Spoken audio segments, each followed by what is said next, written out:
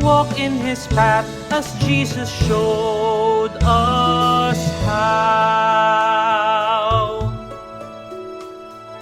Magandang araw po sa ating lahat. Pagpalain tayo ng Diyos sa ating pong pagpapatuloy sa ating serye ukol sa buhay Kristiyano. Ating pagninilay sumandali ang 12 talata mula sa 5 kabanata ng unang sulat ni San Pablo sa mga taga-Tesalonika. Ito po ay galing sa Magandang Balita Biblia at ito po ang nasusulat. Mga kapatid, ipinapakiusap namin na igalang ninyo ang nagpapakahirap sa pamamahala at pagtuturo sa inyo alang-alang sa Panginoon.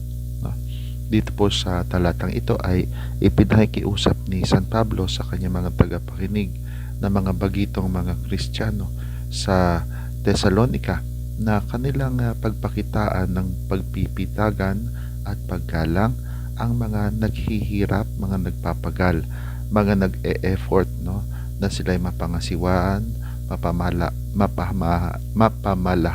mapamahalaan at maalagaan, na sa ating buhay ipagdasal natin ng lahat ng mga taong alam nating nangangasiwa sa atin, nag-aalaga sa atin, at kabilang dyan ang ating mga magulang, ang mga guro, ang mga halimbawa sa isang pamayan ng relihiyoso, mga tagapaghubog sa seminaryo, halimbawa sa parokya ang kura paroko, sa diocese ang obispo, lahat, sapagkat ang mga taong ilalagay ng Panginoon upang tayo mapangalagaan ay hindi madali ang gampanin, hindi po madali ang tungkulin, kaya naririyan yung maibibigay natin kahit man lamang yung ating panalangin, yung ating pagpipitagan, yung ating pagsisikap na hindi man matumbasan ay mapakitaan man lamang sila ng kabaitan at pag-ibig ng Diyos. Pagpalain tayo ng Diyos.